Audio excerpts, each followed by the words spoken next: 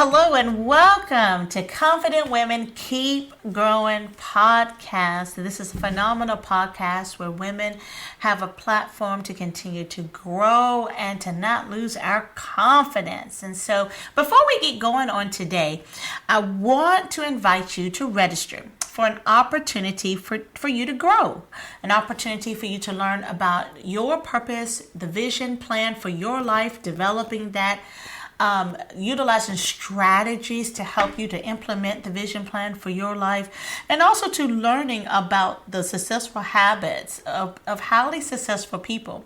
But this is a 6-week journey that my husband and I want to take with you. And it is a part of a series of leadership courses that we are offering. And it's the best version leadership courses. Is helping you to be the best version of yourself. So if you're interested, listen, go out to owensconnection.org, click on leadership, and you'll see more information about this upcoming course. Again, it will be 6 weeks, which also too includes a coaching session with us as well to help you specifically look at your particular vision and purpose and plan for your life. All right, let's dig in. So here we are. We're going to dig on in. Today, we're going to be looking at striving for excellence versus perfection. And this is so good. You know, just recently, in the last month or so, I learned that the opposite of perfectionism is not sloppiness. I was like, what? I've been thinking that all my life, my goodness.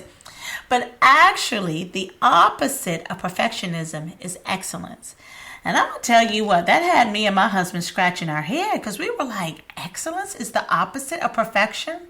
But I guess it's true. You do learn something new every day. And if you're like me and you're on this quest to continue to learn and grow in life, you're going to learn a lot of things. And this one really hit home. So let's first talk about perfectionism. And, you know, I look back over my life, and even in talking to people, you know, sometimes it is like people take pride in the fact that they can say, yep, I'm a perfectionist. And, and I'm like, oh my gosh. But now that I've really kind of dug in and did a little more research about it, I can clearly see how it's such a contrast to excellence. So let's look at perfectionism. Perfectionism is a personality trait that is characterized by setting high expectations for oneself and for others. Also to setting high standards. Having rigid expectations. Typically, they rely on consistent methods and routines to reach these expectations. Specifically, most perfectionists tend to compare themselves to an ideal or a perfect version of themselves. You'll see that. It's not a mental health condition. So keep in mind, this is really a personality trait. And also too with perfectionism is people who exhibit perfectionistic traits, they are more likely to develop certain mental health disorders. So again, perfectionism is not a mental health disorder, but you'll see stuff as anxiety, depression, eating disorders, that can arise from this personality trait of perfectionism. You know, striving for perfectionism means that you're aiming for flawless performance and being overly critical of any mistakes.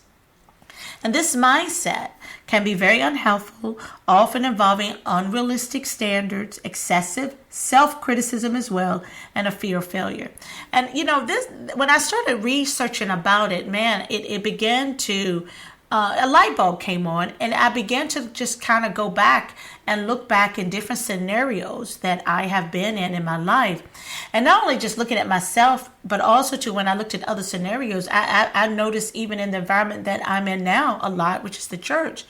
And I know how there are some people that are just overly critical. And we're not talking about just your constructive criticism here or there, but we're talking about overly critical. It doesn't matter what the person does. And again, the other person may not be perfect, but still the person who's striving for perfectionism is overly critical. I mean, it's not, the person cannot do anything right. It's not meeting up to their standards. And I said, oh my goodness, because what happens a lot in the church is that I've seen it where a lot of people have tried to put my name and my husband's name on it. You know, Apostle Dominic and Pastor Nedra, we got to do it like this because they like stuff done in excellence. And you know, I'll be honest with you, for the past year or so, I began to start struggling with that mindset because I was like, man, we keep saying that we're striving for excellence, but I just really couldn't put my finger on it or to really dissect how that wasn't altogether right. Now, don't get me wrong, there's a thin line here, but I think the thin line is often crossed to the wrong side. And when you are kind of fussing at people or getting on people and trying to use it in the name of but the pastors want to done an excellence, something is a little wrong with that. And now I clearly understand and I know, and this is the part I love about learning and growing. And what I've learned is that it really wasn't their efforts to strive for excellence. It was they were striving for perfectionism and then trying to put excellence on it, and it just doesn't work. And so that's the reason why I really, really love this. So now, you know, I think it's good for us to now go into excellence because, again, the opposite of perfectionism is excellence. And ultimately, our goal is to strive for excellence, not perfectionism.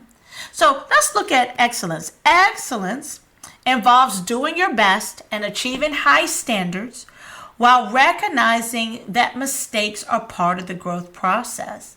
You know, when you don't allow people to make mistakes, or you don't allow people to have an opportunity to grow from things that may not have went right, you got to be very careful because you're probably in the land of perfectionism.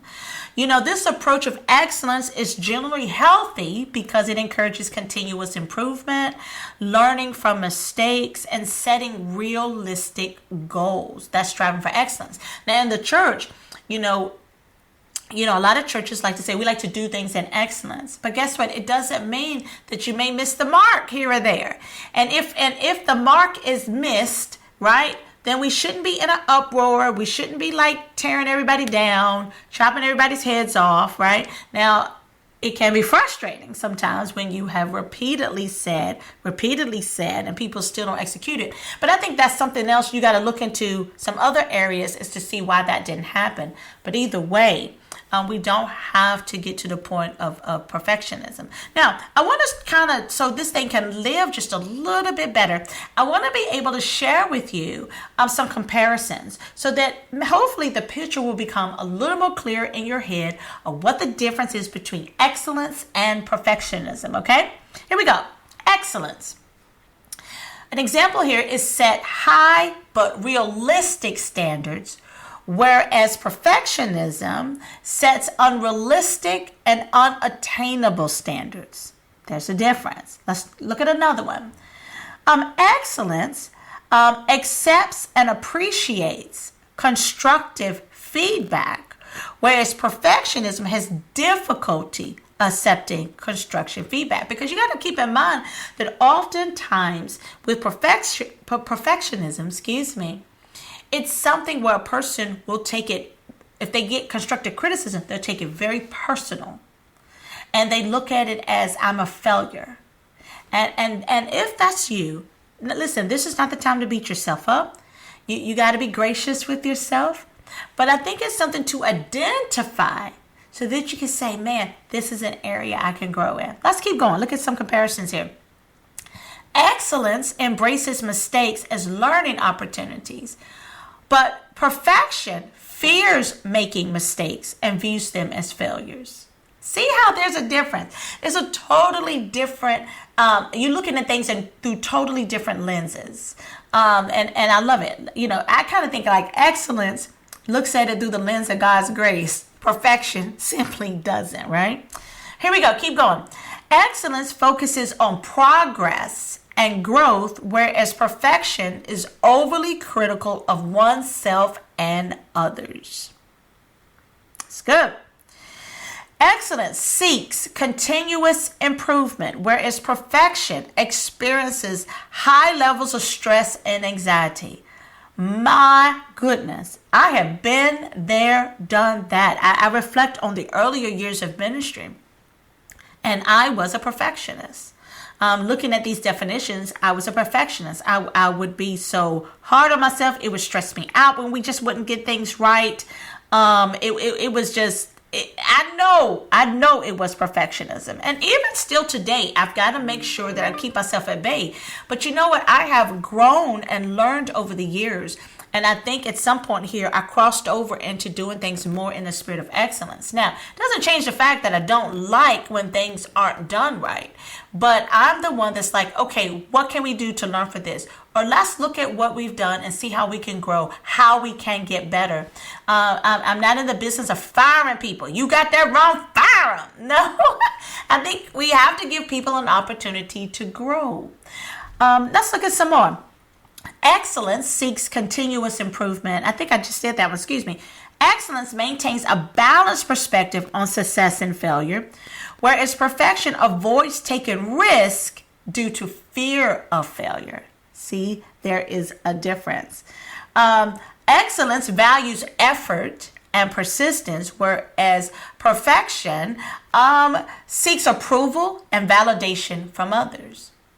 And this is something you have to be really careful about. You know, I know that over the years, my love language has evolved into words of affirmation. And I still love quality time too.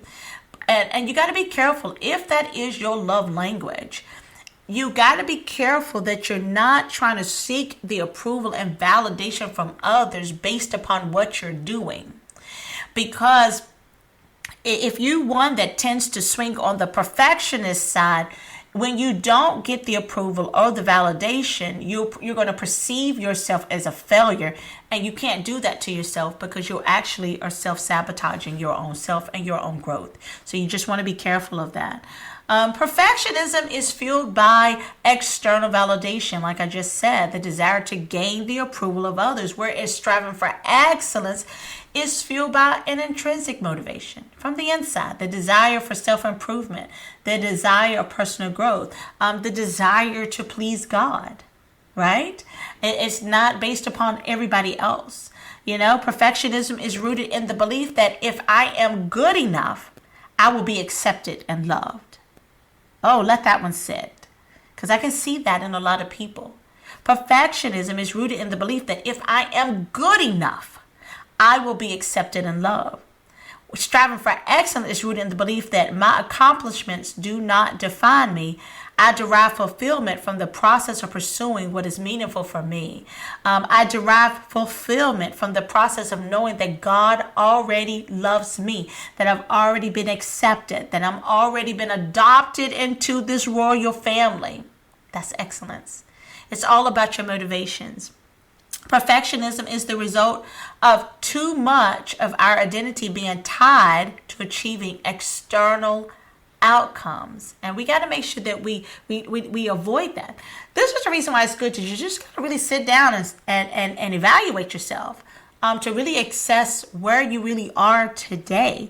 You know, striving for excellence is the result of our identity being tied in the engaging process of achievement with integrity.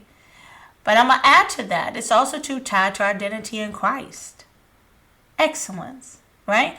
I know I'm a child of God, and therefore my identity is tied to that, not in what I do. Here's just a few more. Perfectionism is a vicious circle. It's vicious. And let's just put the stake in the ground. Now, you know, I've done research. They have different types of perfectionism. You'll see where they have some adaptive perfectionism, maladaptive perfectionism. But ultimately, for this particular podcast, we're looking at perfectionism. We're looking at excellence. And perfectionism in and of itself is a vicious circle.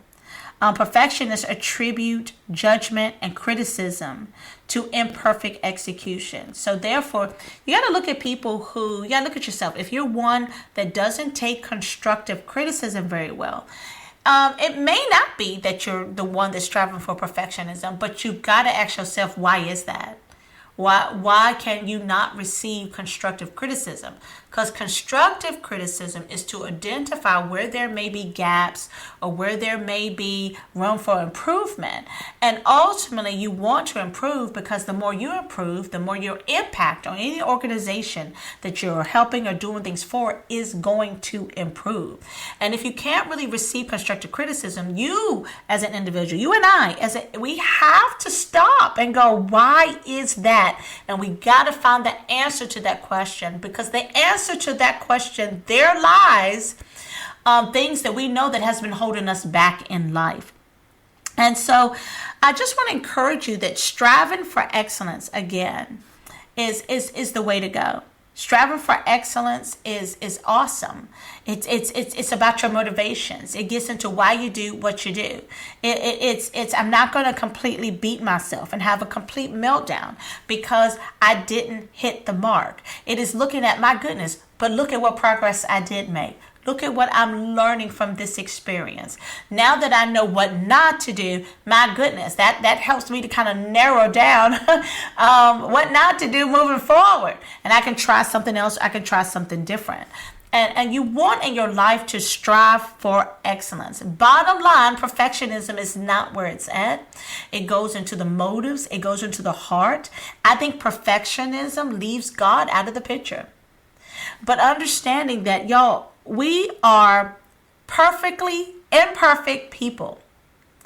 And we have to extend grace to ourselves, and we have to extend grace to others. But we got to be careful that we're not, especially if we're a leader, if we have people on our teams, that we're not trying to motivate our team or push our team based upon our perfectionism. We got to make sure that we're getting ourselves and our team to strive for excellence. So again, both of them, you're striving for things to be done wowie, right? And to be done great, but also you set realistic expectations.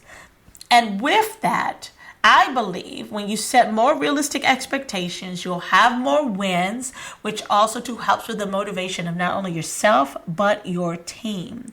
So again, we're talking about striving for excellence versus perfection. And you got to really identify where are you in that continuum. And you may be on different sides of the continuum based upon certain circumstances. But whatever you do, when you identify perfectionism, go ahead. I would immediately begin to start meditating on who you are in God. I would immediately start to look at your self-worth, right? Because if you don't, you'll be anxious. You can possibly enter into depression. You will allow your inner self to tell you that you're a failure, and that simply is not true. I want to leave some quotes with you. This first quote says, "Perfectionism is a dream killer, and perfectionism is overrated." It sure is. Listen, the next time you meet somebody and they want to say, yep, I'm a perfectionist, and they want to be high five, don't high five them. Extend grace, right? You got to tell them, no, we strive for excellence, not perfectionism, okay? Another quote I want to leave to you. This is by Harriet Brake. It says, "Striving for excellence motivates you. Striving for perfection is demoralizing." And that is so true. Listen, take what you've learned, take it back to the teams that you're working on, whether it's on the workplace, whether it's in your church, and challenge your team to say, listen, are we striving for excellence, or are we striving for perfection? Because they're two different things. Ladies, until next week, be confident and keep growing.